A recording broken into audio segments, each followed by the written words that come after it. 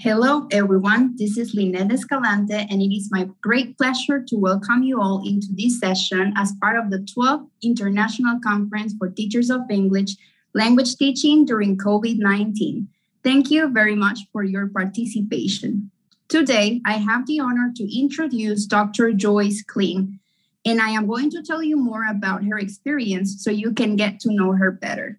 Dr. Joyce Kling is an associate professor at the University of Copenhagen. Her research interests include English medium instruction, teacher cognition, and language testing. She has published in several edited volumes and journals in these areas.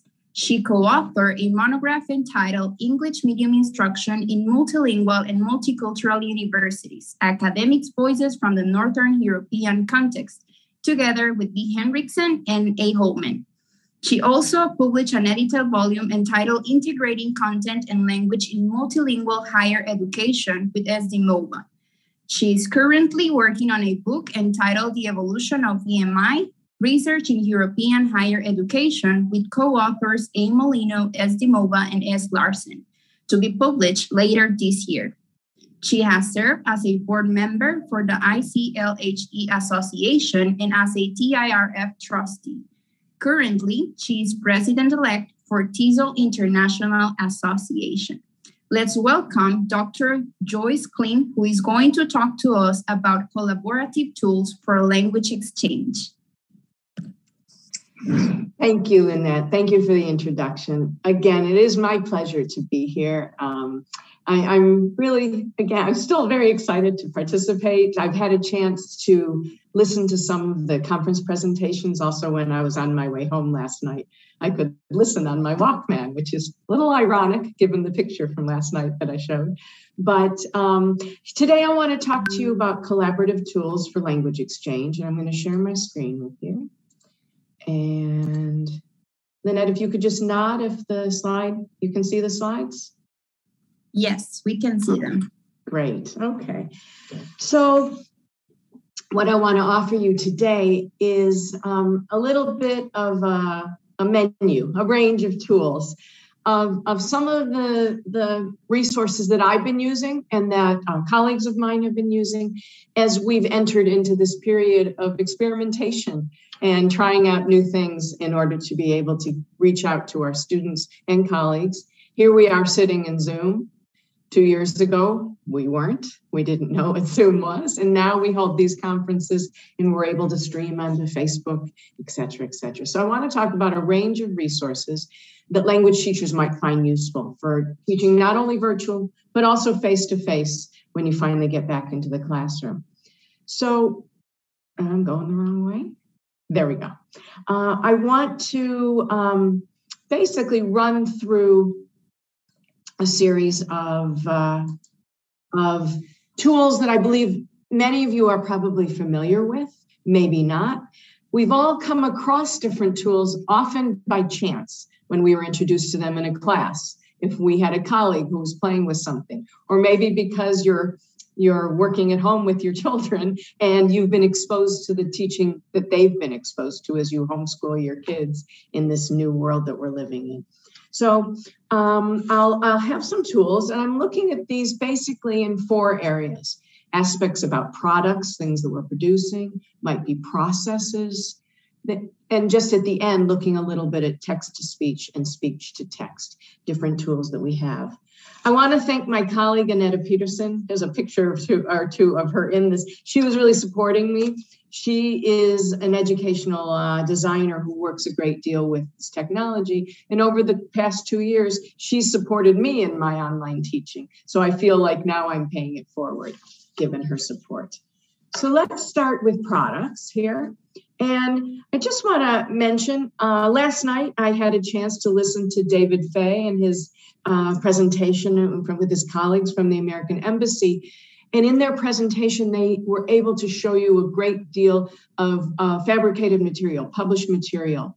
And I want to just say that this is what we should not ignore. There is no reason to reinvent the wheel.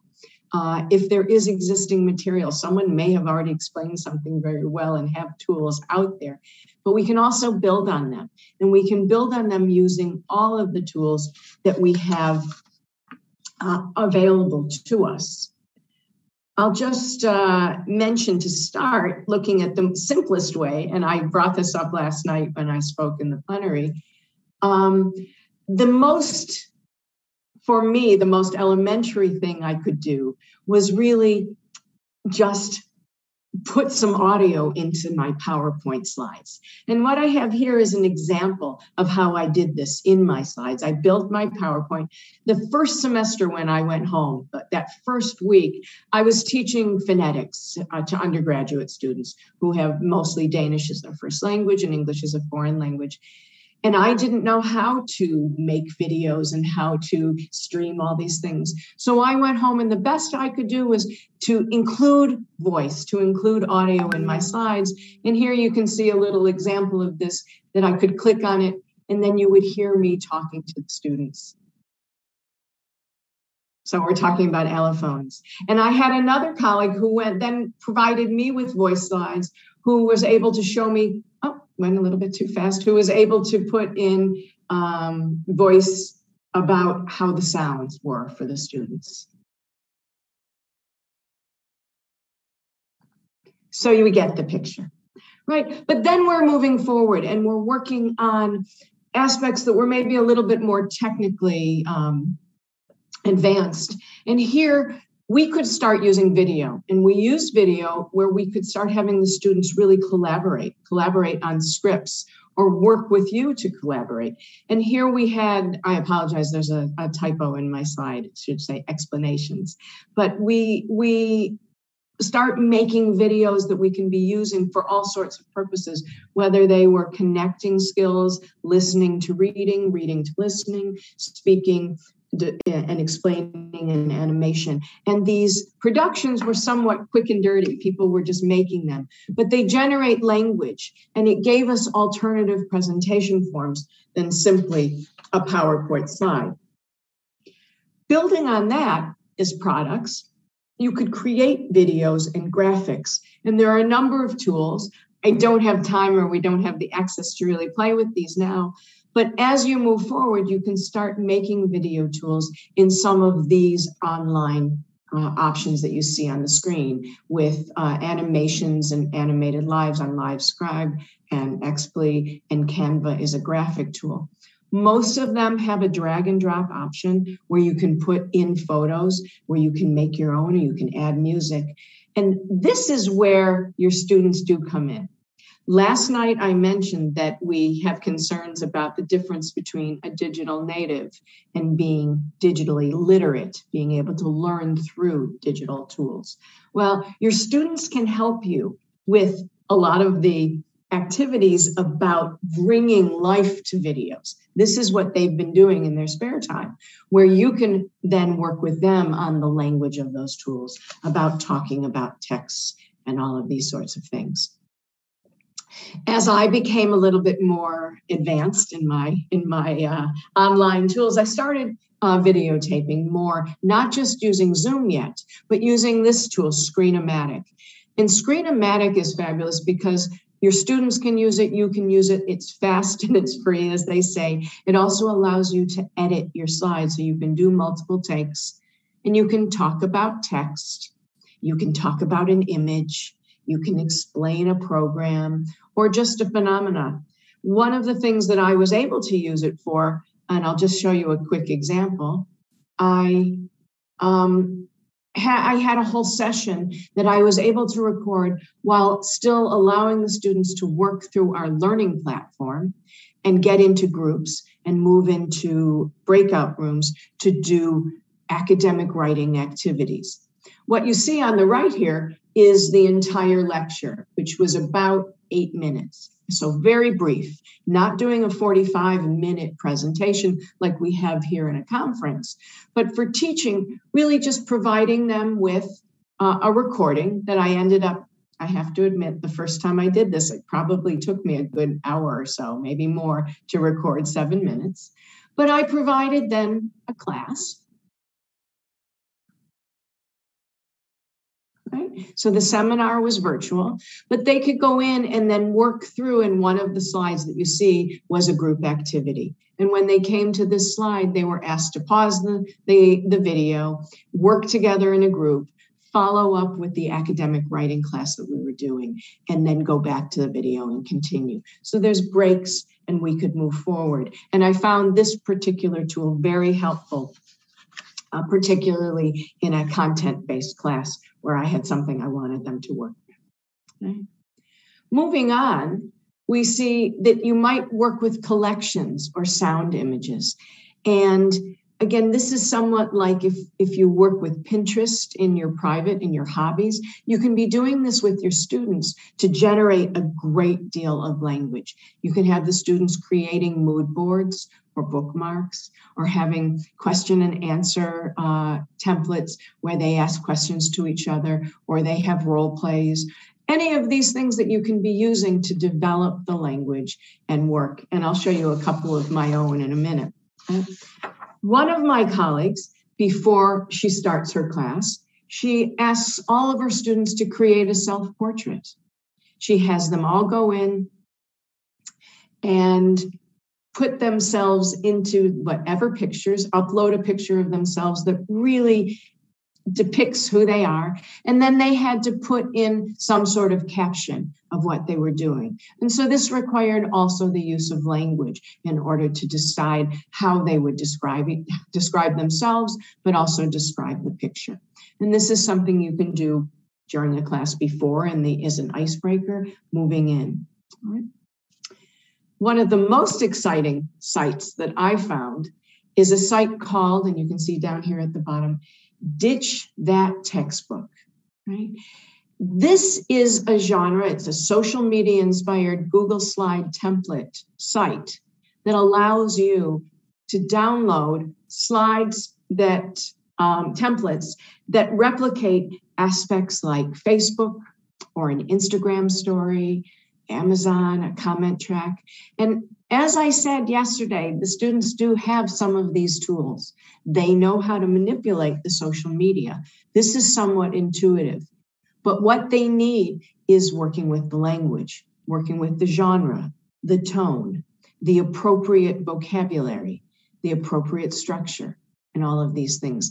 And these templates provide you with the graphics that may engage your students in a new way and inspire you to develop your own activities for them to use to collaborate, whether it's, again, speaking, listening, reading, writing.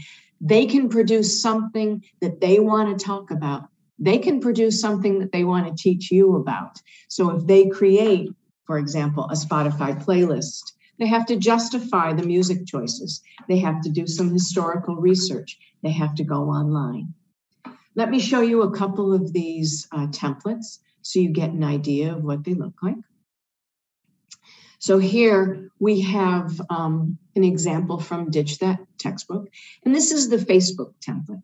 And in the Facebook template, you can see it looks like template, but it is not live. So what you don't need is you don't have to have that constant Wi-Fi online connection. The students can download this and work with this on their computers, or also work with it with cut and paste, right? They can be doing it with tactile paper and moving things around and producing the language by hand. You provide them with a template that they know, and they can do some historical search. They can find pictures and write captions and work in pairs or in teams to create a profile that suits their interests or suits your interest, depending on what you want to work on. The next template is about a post where you would write maybe about giving some sort of review or a text about a person. And in this, it provides several slides. You can see here on the left, you get a number of slides that direct you as the teacher through how you can use this and the type of reply boxes that you have, so that you can also advise your students on the language that you want them to use. With this in mind, the opportunities are endless. You can end up doing anything you want, right? The next area that I want to talk about is more about the process. And in terms of process, what I'm referring to is how are we reaching out to the students? And as we move forward with Zoom or with Teams or with Meet or with Skype or whatever services you use, if you might be teaching using WhatsApp or using other text services, what we're finding is that each of these services seems to be upgrading itself on a regular basis. So even with Zoom, we find that the whiteboard function or the ability to highlight is a little bit new, and there are new ways that you can be using the breakout rooms. If you do searches in YouTube, you can find a number of advice websites that give you stories about how you can use these tools more effectively and think about the type of task that you're trying to accomplish. Obviously, if you have access to certain applications because of the institution you work at, you might be locked into certain areas. But working with Teams, for example, does allow you to use the SharePoint activities, use the files along with the audio and video where you can share and edit right on screen, as opposed to, for example, Zoom now, where you're seeing my slides and I'm sharing them, but you can't actively work on them at the same time. Right? Some areas where you can work at the same time, however, are these process activities of co-production with online and chat. And I'm sure that many of you have taken advantage of a Google Documents in working with your students. And I have seen teachers at the lowest level where students are just creating sentences and typing along and trying to edit together, all the way up to graduate courses where students are doing collaborative writing and where they're actually analyzing their courses. But the Google Suite and online Drive activities is really, really helpful. It allows you to do assignments and have students giving peer feedback on writing, depending if you're using which language management system you might be using. But there's a tool called PeerGrade affiliated with the Canvas product, and that allows you to send documents out to your students and they can anonymously give peer feedback.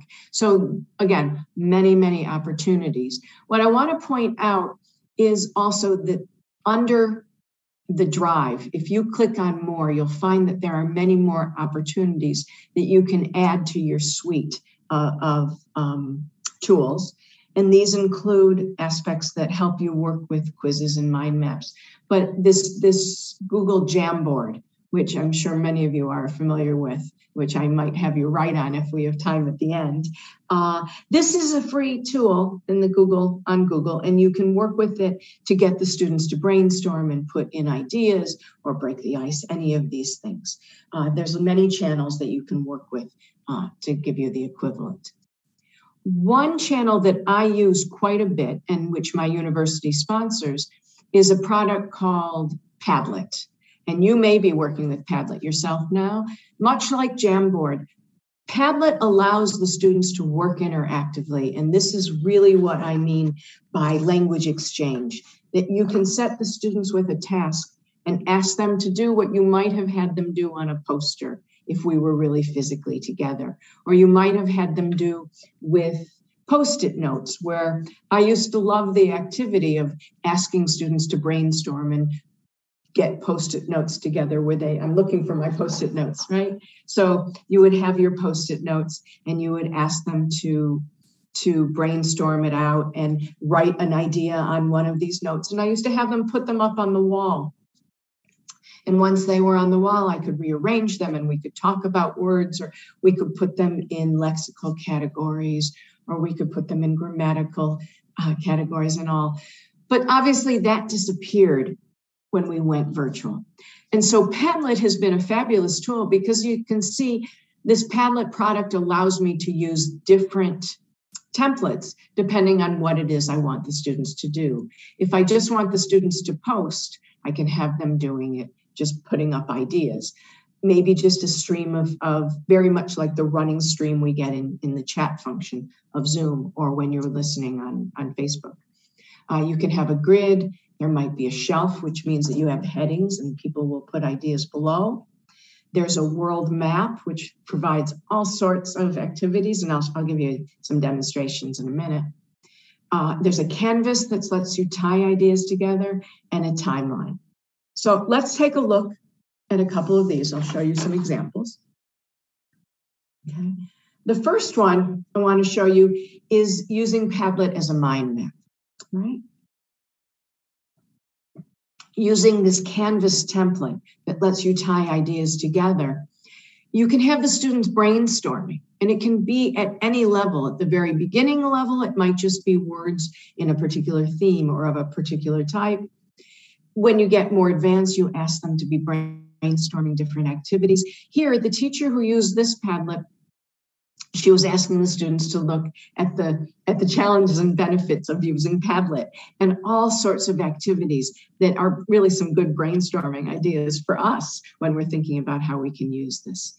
But you can break the whole class down into groups, and they can log on to the same Padlet and all be writing, and then put them into breakout rooms and have them move forward on just a particular section. Maybe just have them look at how you one of the benefits, and have another group looking at the challenges, following up with an essay, having them record a story. Any of these options are possible. I'll show you a second example of the same canvas. This is actually one of the Padlets I used just a couple months ago with my students who are studying second language acquisition. And they were reading an article, and I wanted them to look at the empirical study in the article and how it was broken apart and comment. And so they were told that they each had 5 minutes. So I included a little timer here, and I would start the timer, and then they had 5 minutes to respond to this question. So you can see 5 people had responded. This is not live, this is a picture. And when this buzzer went off, I would restart it. And they were told, now move to the next question. And they would respond in that way. So they couldn't just sit and talk about other things in their breakout room. They had to keep moving forward until they got to the end. But because of the arrows and because of this Canvas template, they could see how the ideas were tied together and how they could move forward. And I found this quite helpful, and the students did too. The next template has to do with making a timeline.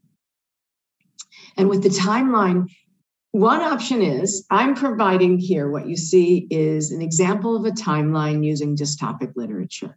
So let's say the students were very into something like The Hunger Games, or they had watched the Steven Spielberg movie Ready Player One about dystopic future.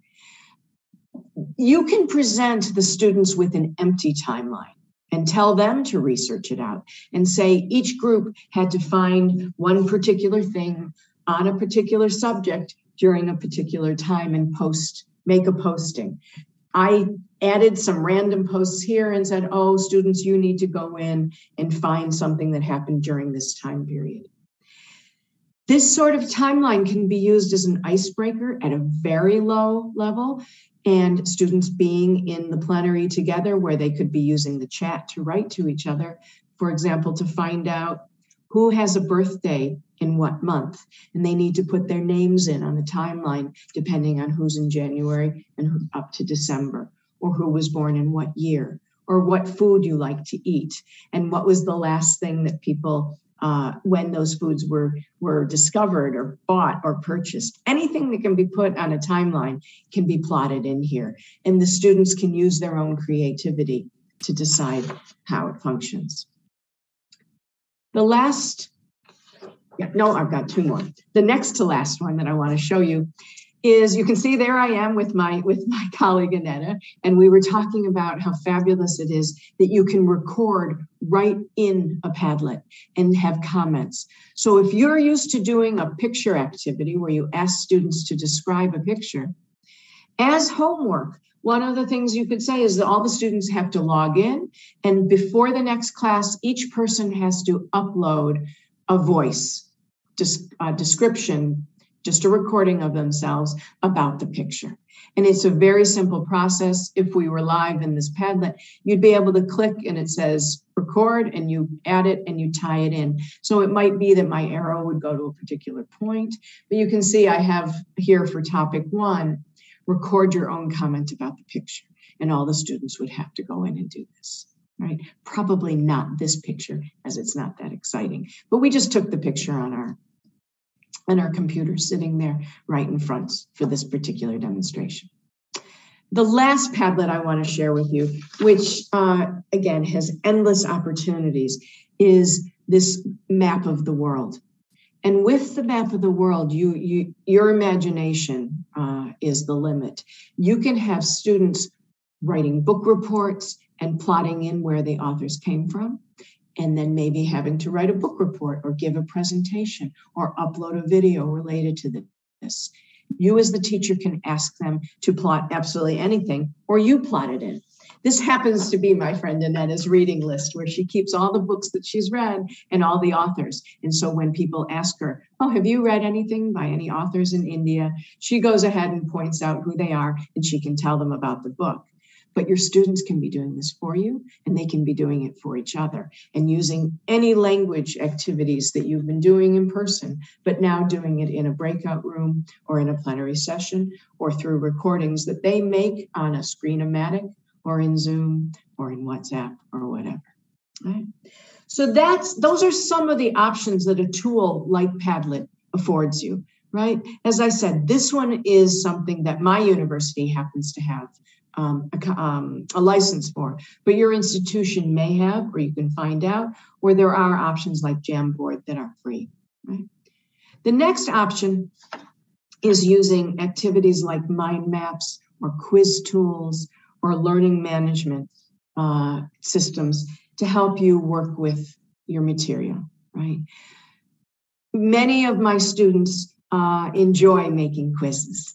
They have grown up in the system where they had been using Kahoot at parties, using Kahoot in their schools, in classes in their kindergarten to 9th grade. It was very common that the teachers would ask them to do Kahoot quizzes in their English classes. English as a foreign language classes. But there are other, Quizlet is an opportunity where you can ask students to make quizzes, and you can put quizzes into your learning management system if it allows you to, right? And I have found that gamification, by turning concepts into games and having the students quiz each other in this way, it offers a little bit of levity. It also provides a reinforcement of concepts, of vocabularies and terms. And I'll share with you one of the options that I use. I have very successfully many times used the game of Jeopardy. Jeopardy seems to be a global, understandable game, and students have to learn at the very low levels how to ask a question, right? They must respond with a question, and how to also manipulate the language so that they have to work on concepts. This was a more advanced grammar class where the students were actually outlining sentences and making sentence trees and having to think about the patterns within clauses and such. And so I went through, as a review at the end of the course, I went through their reading pack to see what sort of things might need to be reviewed. And we made teams in breakout rooms, and they had to, with themselves, they might be 4 people in a breakout room. One person would be the conductor of the game, and the other 3 were competing against each other.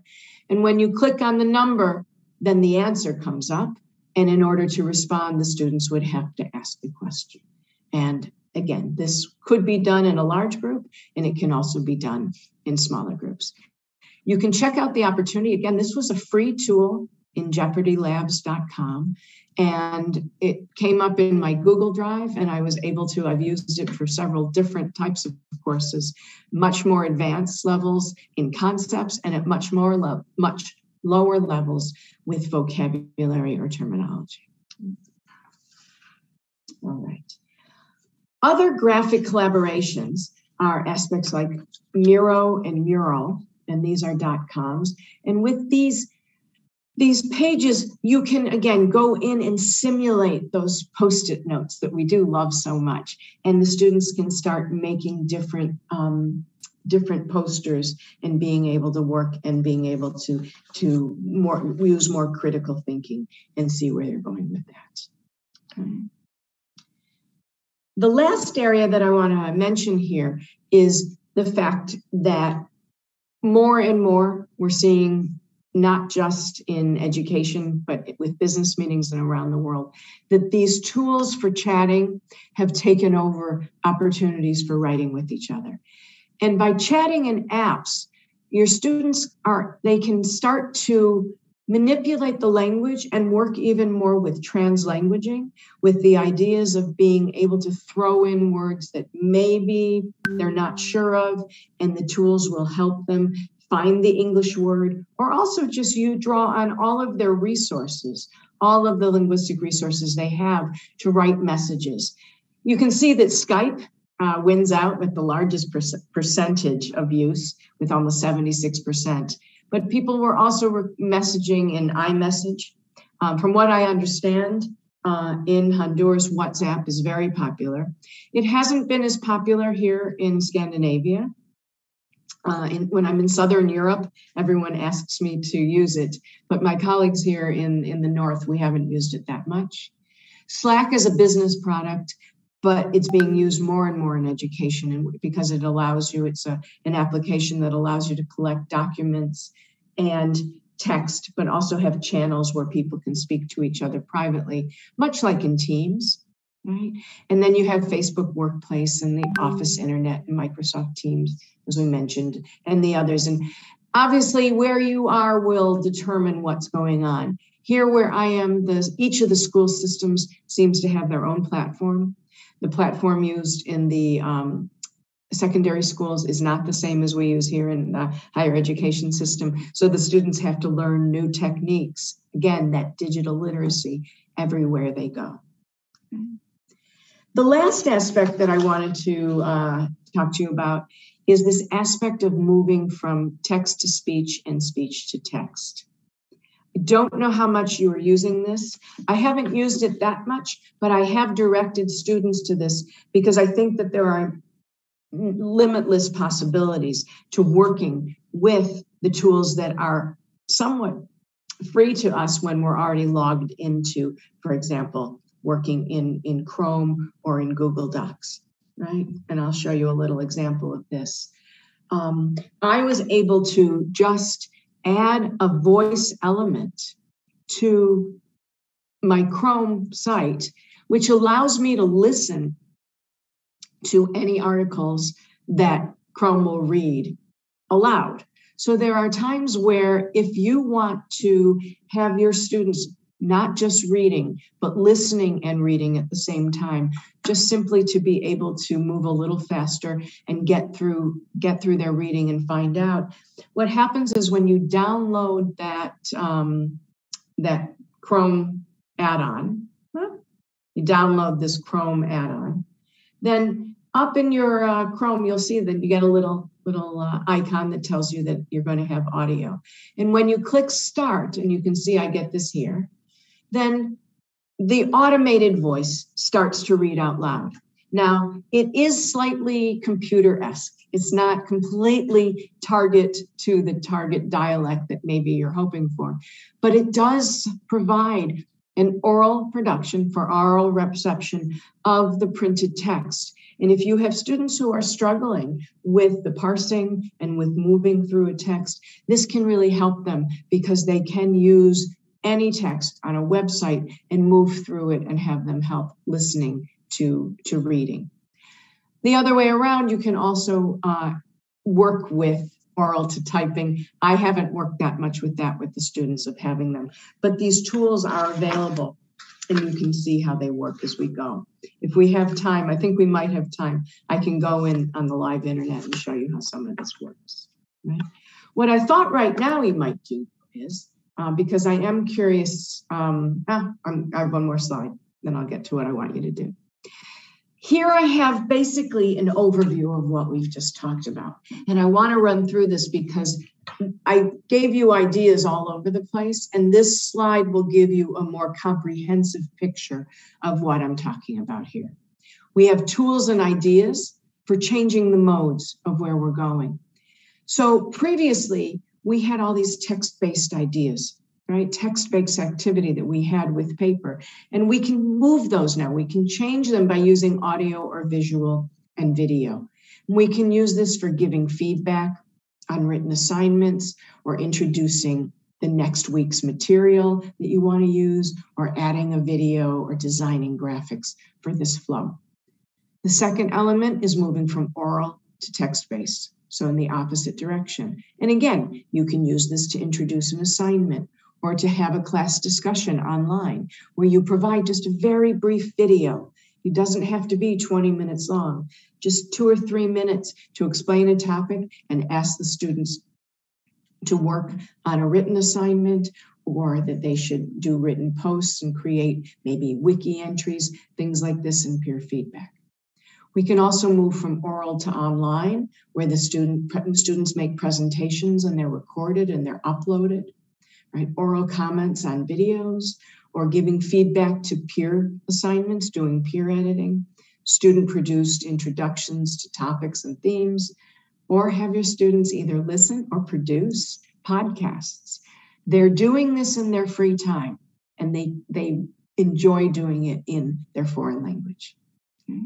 As I mentioned, there's the aspect of giving quizzes and different types of activities on the learning management systems if they're there. And the quizzes can be anything. You can give a quiz before a reading to check how much they got from a lecture. You can ask them to do something in terms of gamification, as I told you, things to check their own proficiency, and have the students creating the quizzes. Number 4 is about collections.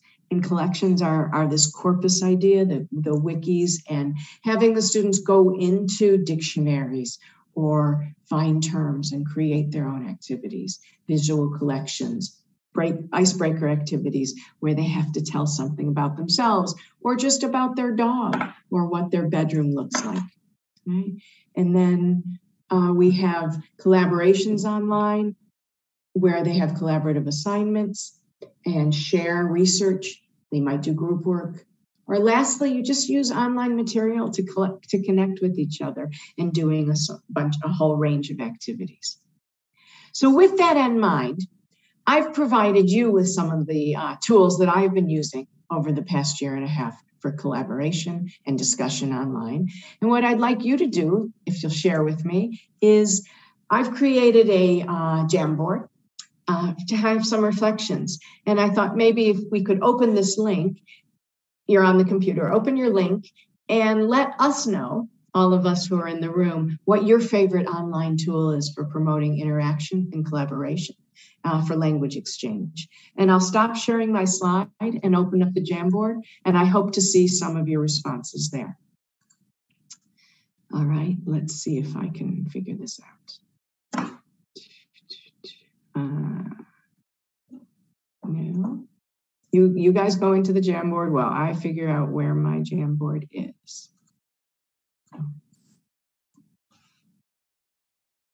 There it is. So, and